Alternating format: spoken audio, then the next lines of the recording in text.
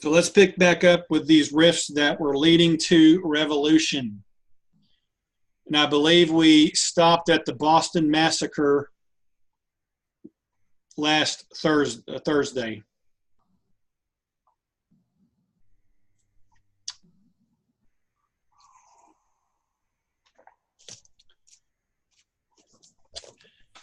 If I am wrong, someone let me know.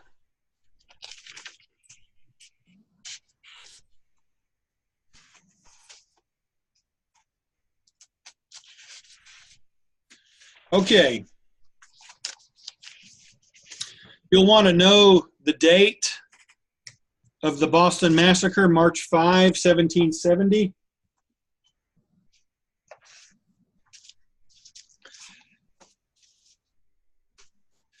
Next week will be the 249th anniversary of it.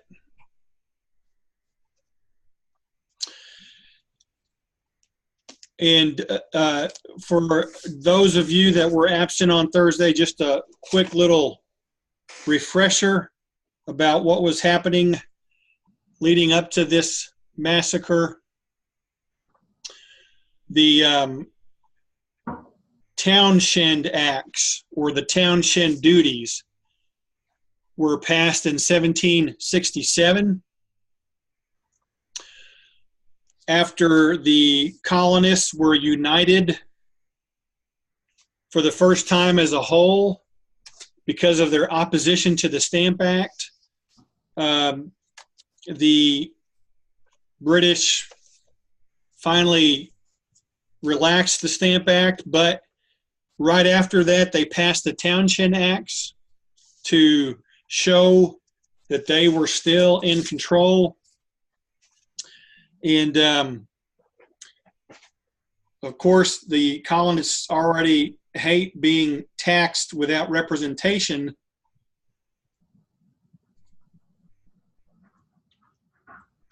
But one of the things that the Townshend Acts did was part of the revenue from those taxes would pay for the salaries of the royal governors. In other words, the governors who were ruling in the colonies, but they were basically being paid, they were being paid now by England. And that was not something that the colonists looked upon favorably, because now they were not even paying for their own leaders, which they had been doing. And if England's paying these governors, then there is a loss of some influence by the colonists upon the governors, because they're no longer providing their salary. And if you control someone's salary, you can really influence them through the purse strings. Again, money is making the world go round. So the colonists did not like that. Samuel Adams was one of the revolutionary key figures leading up to the revolution. He was a good writer, and he used his writing skills. And in 1768, he wrote a letter that was circulated around Massachusetts, in which he criticized the taxation of the colonists, even though they did not have a representative from the New World in Parliament. Taxation without representation. This circulated around and had a great influence in Massachusetts. The British did not like that. They wanted that letter to be confiscated and ceased from being circulated. Another incident that happened was with the Townshend Acts. You can see here that Britain had the right to search the colonists' property, including their merchant ships. And they seized one man's ship. The man was named John Hancock. His ship was named Liberty, ironically enough. And it was seized by Great Britain, confiscated for smuggling. And this was not looked upon very favorably. So those are some of the underlying tensions that happened in 1768. And things were tense in the colonies. And so Britain moved 4,000 British soldiers in October of 1768. They moved them from the frontier into Boston.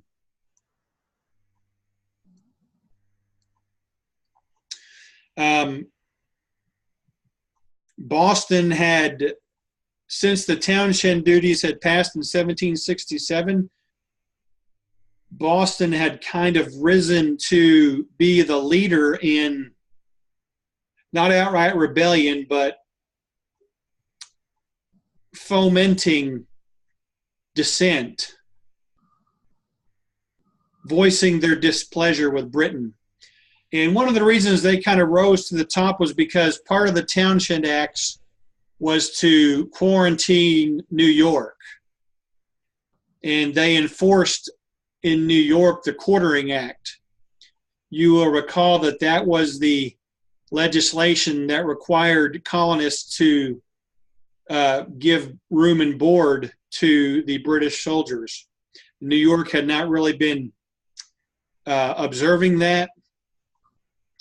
Also in New York was the headquarters of the British Army in the New World. And so part of the Townshend Acts was to kind of quarantine New York and try to force them into compliance.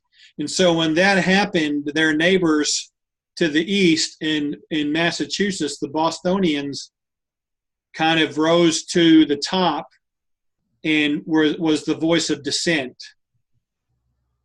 So Sam Adams was from Boston. John Hancock's ship off the coast of Massachusetts was seized for smuggling. This is not good. This is causing more tension between the British and Massachusetts. And so Parliament moves those 4,000 British soldiers into Boston to try to keep Massachusetts under their thumb. This is not good for several reasons. First of all, the colonists see a standing army as a sign of British tyranny. A very important principle of the Revolution was that Americans believed that the civilians controlled the military, not the military controlling the civilians.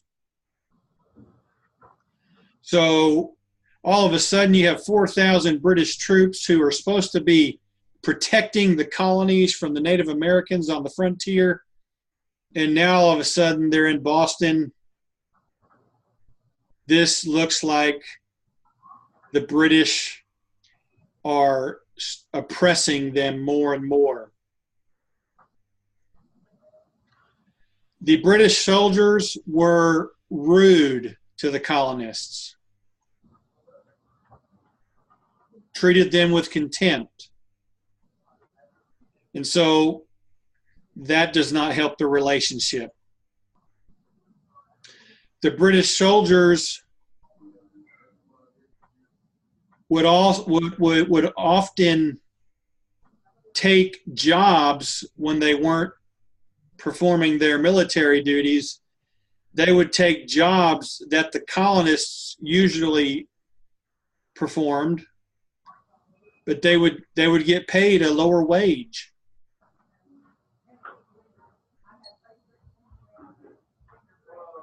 And so these are tensions that flare up when these 4,000 troops come into Boston. And from October of 1768 until March of 1770, so almost a year and a half, or about a year and a half, there were often tensions between the civilians of Massachusetts and the British Army. It was common for there to be fistfights between them. And so that just continued to build up over that year and a half until March 5th, 1770.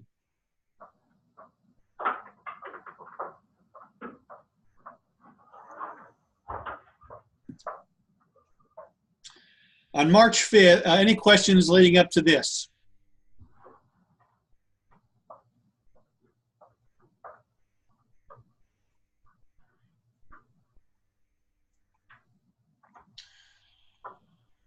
On March 5th, 1770, you had a British soldier guarding the customs house. Remember, part of the Townshend Acts was to establish a office of customs in America.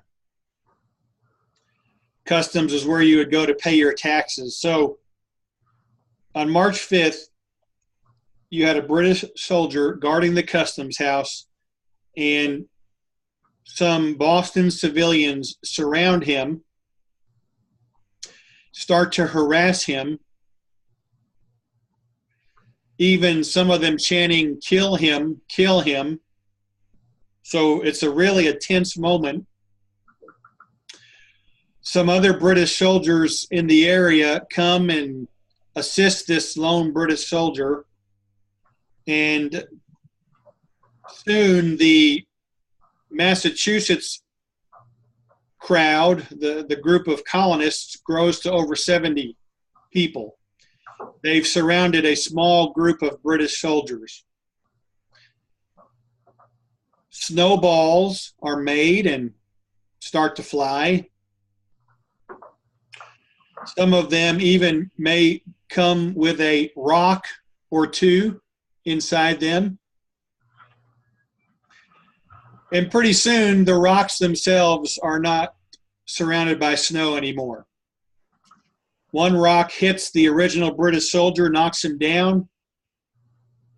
He comes to himself, gathers up his musket, and comes up firing, which eventually leads to the other soldiers firing into the unarmed crowd, unarmed as far as guns are concerned. And 5 colonists end up being killed and 6 more are wounded.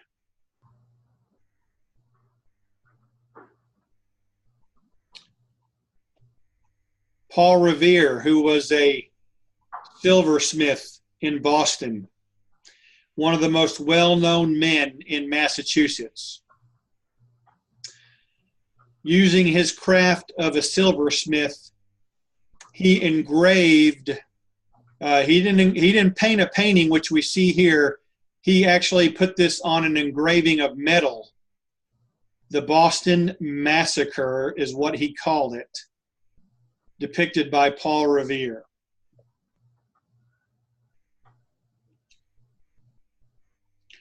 And it soon was published in American newspapers, and Samuel Adams wrote about it. And this skirmish, which did result in 5 deaths, but looking at it objectively, was something that a large group of colonists instigated, was dubbed the Boston Massacre. It was propaganda to stoke the colonists in their, especially Samuel Adams, his desire for independence and to break away from the British.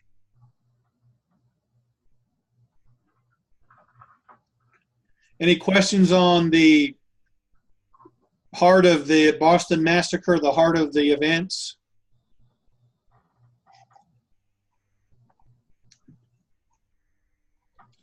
So Britain reacts by moving the troops out of Boston.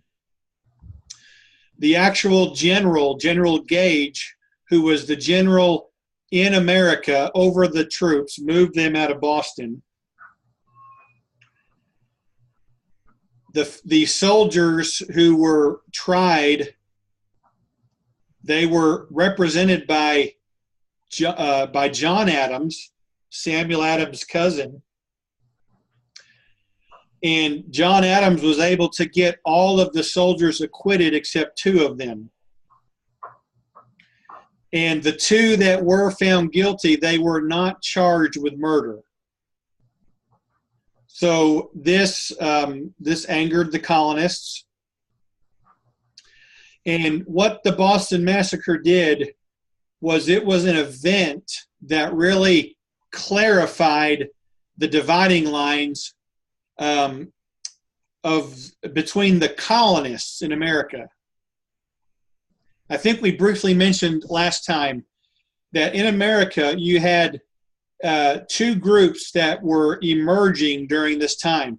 You had the Patriots, which were about 80% of the colonists, and they were for their own rights, or I should say, also having rights of Britishmen, the British, because they were subjects to Britain, and also being able to govern themselves and not be under the thumb of Parliament.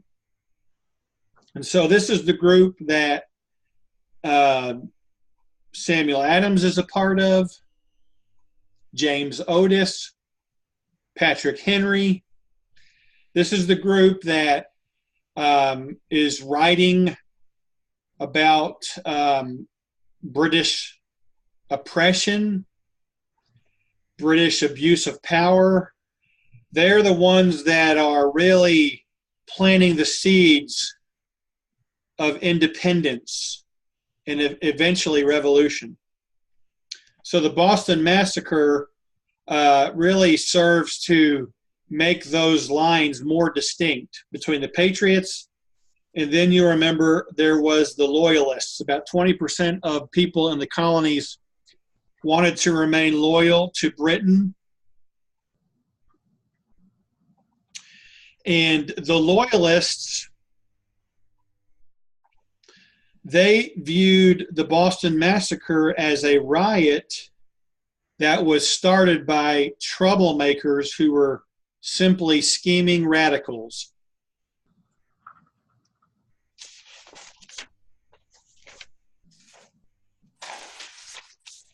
So Americans, the divide between the Patriots and Loyalists are becoming more and more distinct.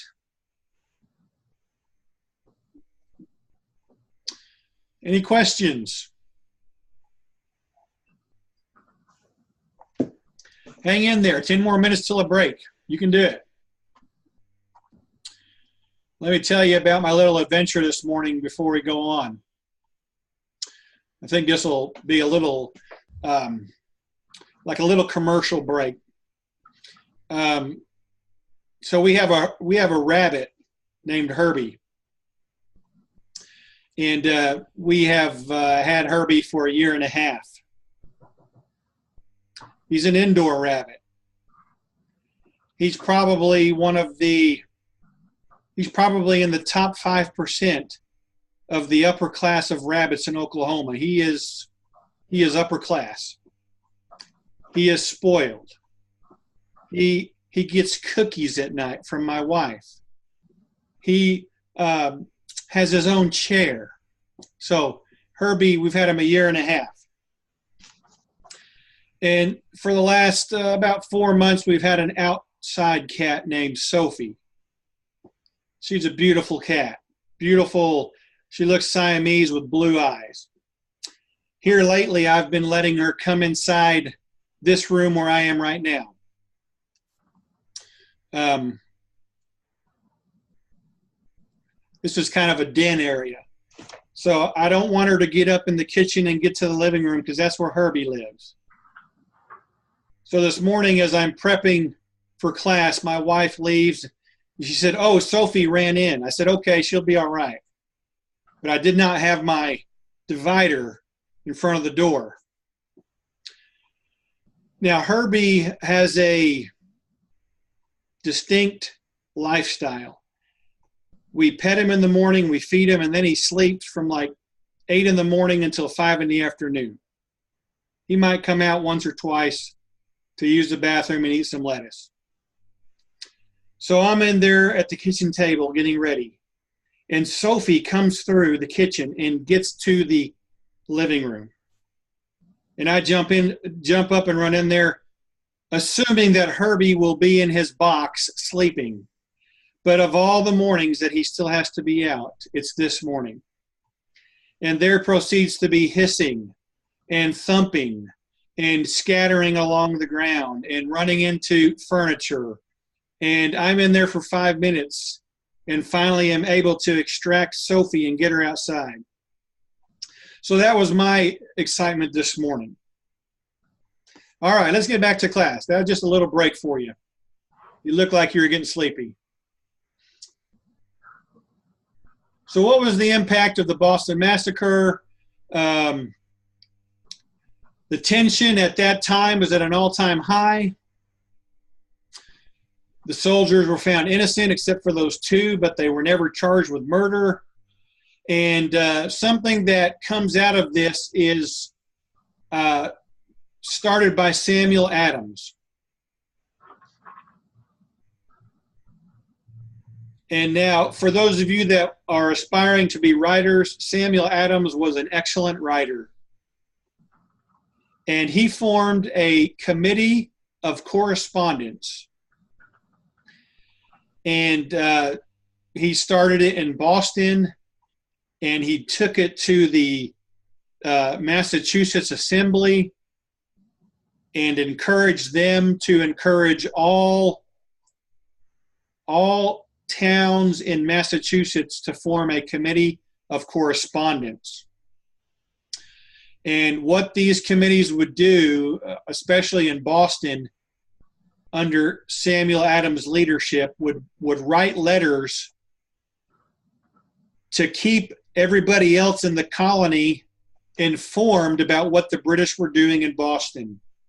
Eventually, every colony except one formed a committee of correspondence. And so, especially in Boston, but also in New York City and Philadelphia, letters would go out from those committees of correspondence and be circulated throughout the colonies, keeping the colonists informed about the British activities. And what this did was it was another way to cement the unity of the colonies. The colonies are becoming more and more a unity of 13 instead of just 13 individual commonwealths or colonies. So Sam Adams started those in 1772, about 2 years after the Boston Massacre. And even though the tension was the highest it was during the March 1770 massacre, from 1770 to 1772, the British had moved their troops out of Boston. Things had somewhat cooled off a little bit. There was still tension there. But then in 1772, Sam Adams fired up the committees of correspondence. And then another thing happened in 1772. The Gaspee Affair. Hold on one second.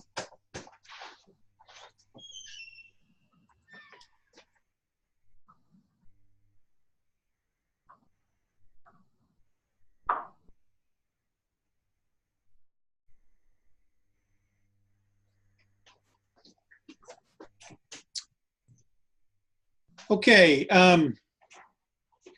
So part of the Townshend Acts, you'll remember, was the British could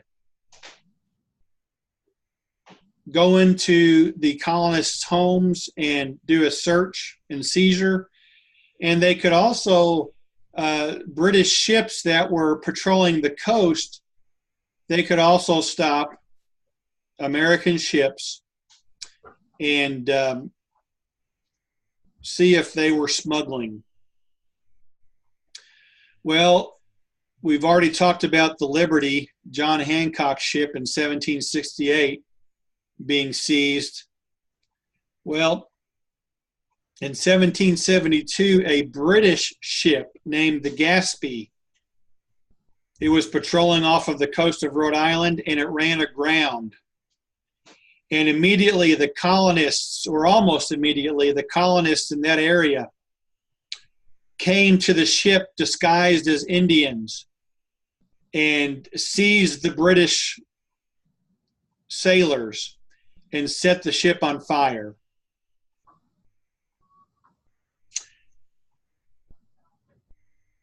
None of the colonists were ever brought to trial, even though the British officials tried to bring them to trial. But what was really a breaking point, or I would say a major infraction by the British, that's a better way to say it, was they wanted to deport the guilty Rhode Island colonists to Britain and bring them to trial in a British court.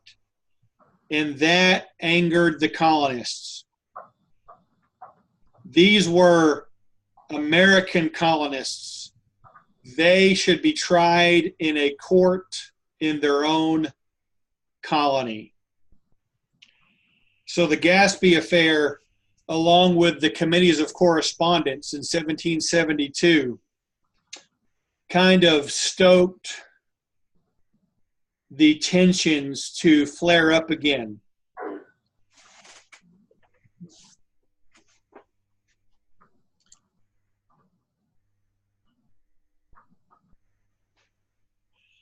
All right, let's take a break there. 10:14, we'll go for 6 minutes. Be back at 10:20.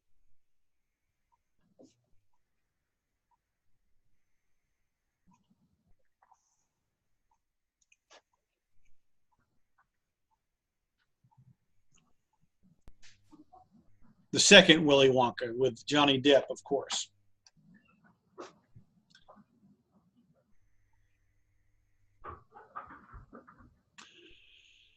All right, so the Gaspee affair.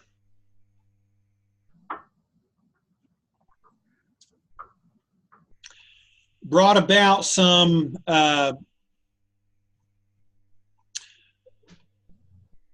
reaction from the British. If the colonists would not allow the guilty parties to go to England, then the British decided that we will take over the colonial courts. And we will put our own judges over those legislative bodies. And also, they would continue to pay royal salaries, not just of the governors, but of these judges. So that was not looked upon favorably. So the waters of revolution are really stirring again because of the Gaspee affair, the Committees of Correspondence, and John Adams, who was not, remember, he defended the British soldiers from the Boston Massacre.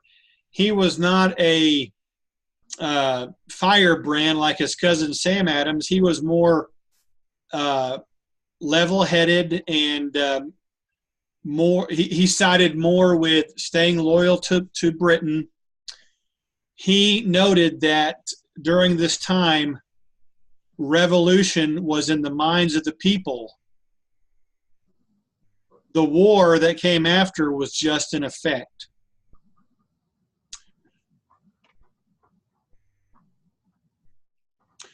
Now, what I have here is an example. I have one of Sam Adams' letters that he wrote. This was a letter that he wrote being a member of the Boston Committee of Correspondence. He wrote this letter to the Cambridge Committee of Correspondence, and it deals with virtue and liberty. He wrote this on December 29th, 1772. Your cordial approbation of our sincere endeavors for the common safety affords us great encouragement to persevere with alacrity in the execution of our trust. Our hands have been abundantly strengthened by the generous and manly resolves of our worthy brethren in the several towns who have hitherto acted. Should such sentiments which we are convinced generally prevail through the province be as generally expressed, the people have not virtue enough to resist the efforts made to enslave them. It affords us the greatest satisfaction to find the opportunity offered to our fellow countrymen to wipe off so ignominious a reproach so readily embraced.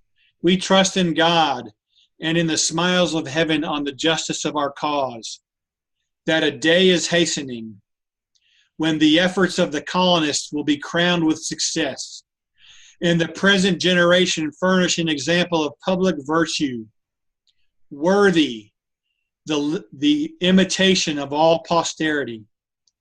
In this we are greatly encouraged from the thorough understanding of our civil and religious rights, liberties, and privileges throughout this province, the importance of which is so obvious that we are satisfied nothing we can offer would strengthen your sense of it. This letter is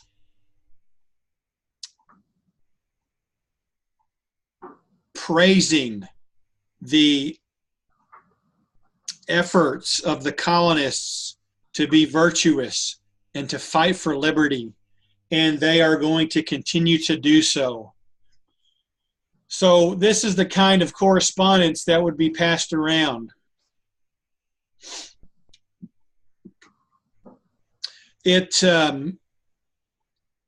Again, these committees continued to cement the attitude of the colonists to be unified, as well as their common interests. Remember, you have tobacco planters in the South, you have small farmers in the middle colonies, you also have small farms, and you have fishermen and loggers in New England. You have slave owners in the South. You have free slaves in the North. I forgot to mention, and you might just want to know this, but the history says that the first colonist to be shot dead during the Boston Massacre was a former slave who became a dock worker in Boston. His name was Crispus Attucks. So these committees of correspondence were uniting the diverse colonists with their diverse backgrounds and their diverse motivations for being there and their diverse ways of making a living. But they all had in common, like he said here, their civil liberties and their religious liberties.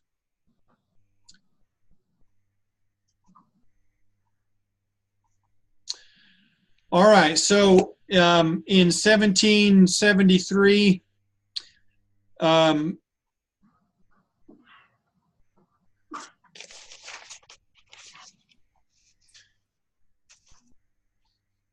Actually, let me just say something real quickly, which will move us up a couple years to 1775, but then we'll go back to 1773. It'll all make sense here. You have the committees of correspondence, and they're continuing to function throughout 1773, 1774, 1775. By 1775, you had many clubs and organizations and groups of merchants that were formed, and they supported the committees of correspondence. These are groups like the Sons of Liberty, the Daughters of Liberty. You had the Sons of Neptune. You had the Philadelphia Patriotic Society. You had several of these groups that were patriots, and they were supporting the committees of correspondence. And so by 1775, as revolution is on the brink, the committees of correspondence have united the colonists in their attitudes and in their interests, and all of these organizations have provided a framework on how to organize for revolution. So that's important to understand. Also, in the colonies, you had 42 American newspapers. And also the committees of correspondence, all of their letters, and they were also writing pamphlets which would attack British power or British abuse, or they would write about the rights of man, the natural rights of man, right? They started writing pamphlets in which they would quote these philosophers, these political science geniuses. And so the newspapers and all of this literature provided the voice of the revolution. So you had the committees of correspondence providing a way to unify the common interests and attitudes. You had the organizations providing a organizational framework. And then you had the newspapers and all of the literature providing a voice.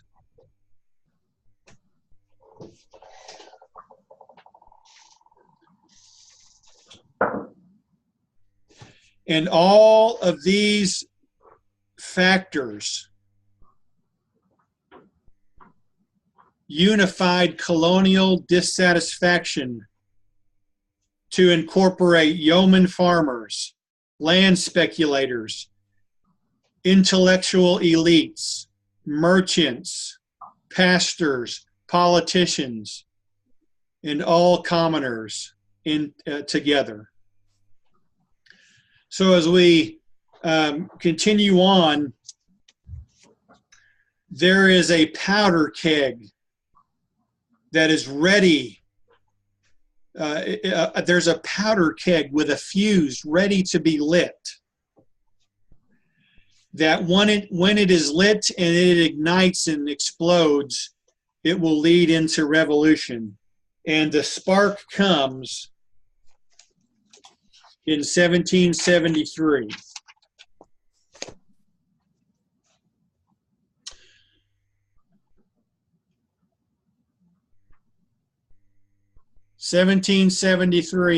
The Tea Act of 1773.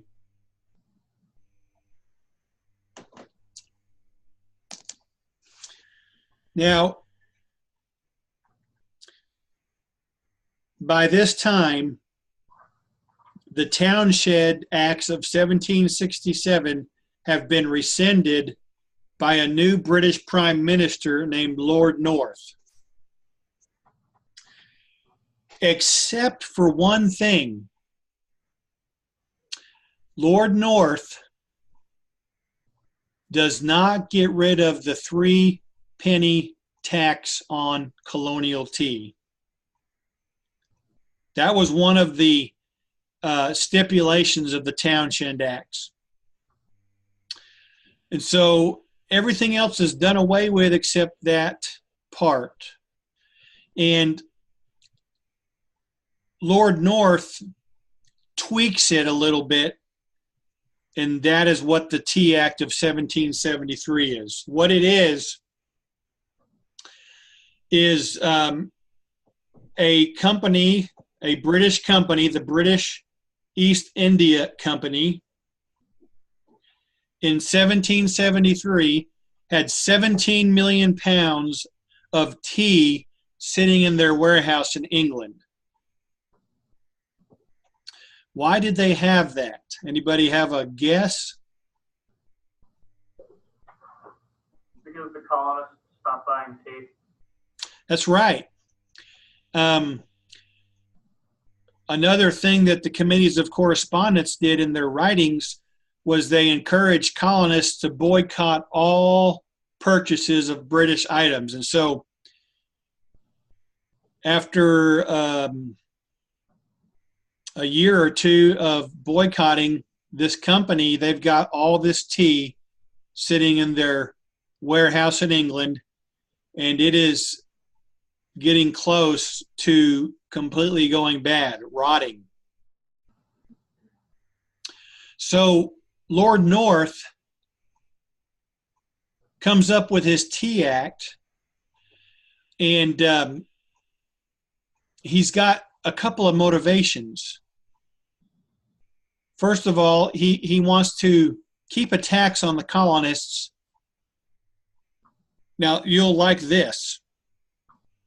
All of the taxes that had been put in place since 1767 and even before that had only raised 295 pounds, which is not a lot of money back. I mean, even back then, that wasn't a lot of money. And the British had to pay thousands of pounds to support their military. So he was hoping to keep a tax on the colonists, which would show them that the British Parliament still was the authority. But then he also wanted to help out the British East India Company.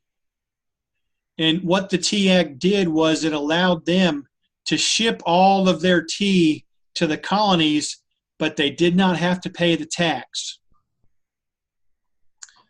And so they could sell their tea to American merchants, and colonists who imported tea were being left out because they still had to pay taxes. And so the merchants could get their tea cheaper from the British East India Company, basically cutting out a middleman. So Lord North wanted to bail out that company, but you'll see, as you see there on the slide, many members of Parliament had shares in that company. And so it was also another motivation was to help Parliament. And at the bottom there, you can see that North expected the colonists as a whole to be happy with this because they would have cheaper tea. They wouldn't have to pay this tax. And one thing we need to remember is that tea was a very popular beverage in the New World. Because water supplies in the New World were, dangerous with bacteria and diseases, tea was the main non-alcoholic drink for the colonists. So they loved their tea. And so 17 million pounds coming over, and they're going to get it cheaper, and they should be happy, and Parliament should be happy, and the East India Company should be bailed out. Right? Here's where we have a government bailout program. Well, it backfires. Because remember, for a couple of years now, the colonists have been basically baptized in this ideology of we have common interests. We have civil liberties and we have religious liberties, even though we're diverse in different colonies, economically, religiously, ethnically. We have these common interests. And this Tea Act of 1773 angered the colonists.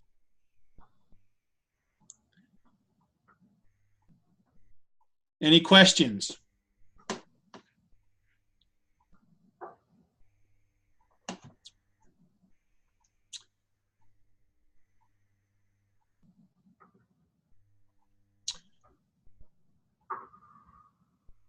All right, there's some more notes on it, and I'll have these slides up again today on the class webpage. So this leads to one of the most famous events in American history, early American history, the Boston Tea Party. As the British ships were coming into the harbors of the New World with this tea, not just in Boston, but in other ports, colonists met these ships. Now, most of them simply blocked these ships from coming into the harbor, which meant they had to turn around and go back to England. Or if they allowed them into the harbor, they were not allowed to unload the tea. But the group in Boston,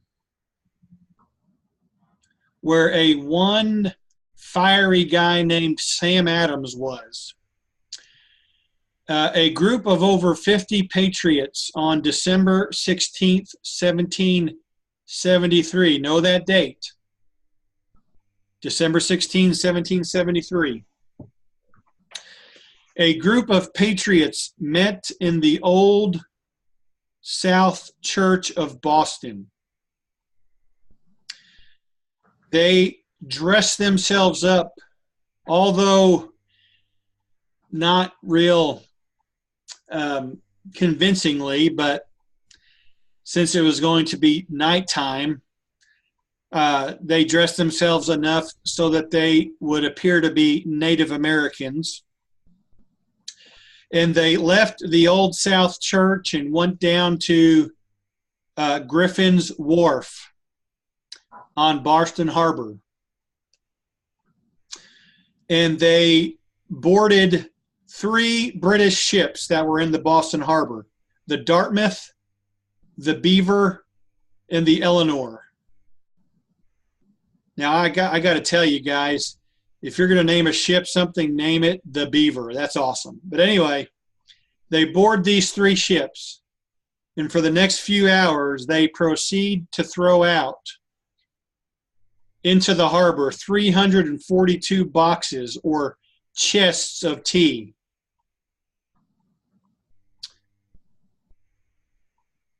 The estimate is that it contained 46 tons of tea, 92,000 pounds.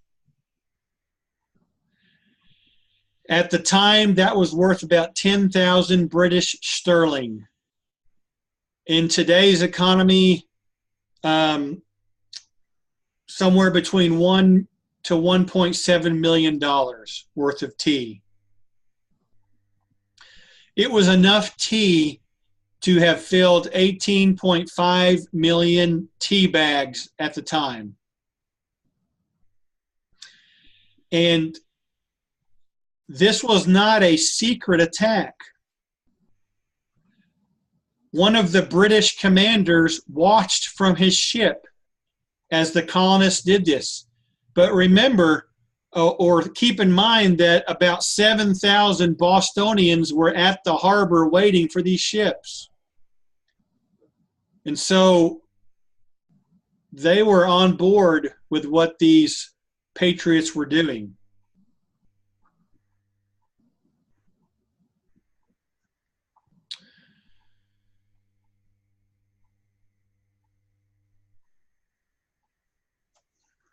Got a picture for you here that I thought you'd like to see.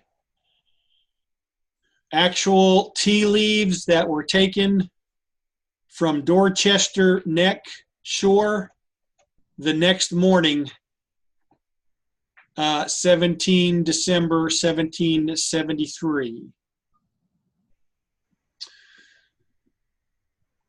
So, the Boston Tea Party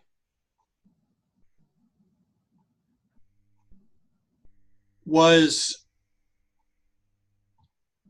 a incendiary event, and what we mean by that is it was an event that really fueled anger, but it was more anger from the British. Parliament and Britons were outraged at the rebelliousness of the colonists. And not just the Boston Tea Party. 9 days later, on Christmas Day, 1773, most of us have probably never heard of the Delaware Tea Party, where they also dumped thousands of pounds of tea into the water. There was the Philadelphia Tea Party, in which they were more peaceful, being in Pennsylvania, land of the Quakers, people of peace. And they simply had the ships turn around and go back up the Delaware River. But these rebellious acts angered the British. Not so much the colonists. Many colonists, even patriots, did not look favorably upon the Boston Tea Party. They thought it was just an act of vandals. But the British responded. And anybody want to guess as we close today's class? How do you think the British responded? How do they always respond?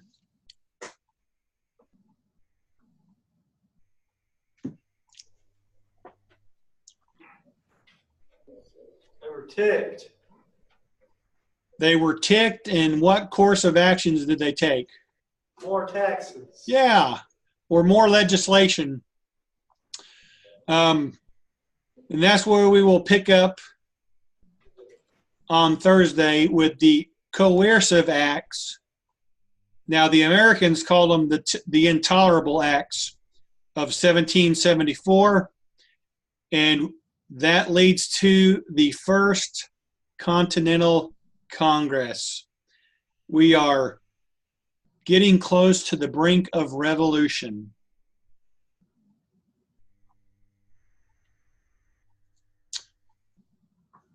All right, any questions on the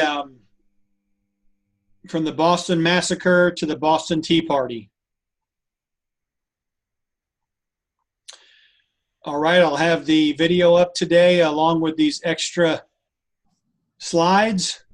And Smithville, we will see you next week.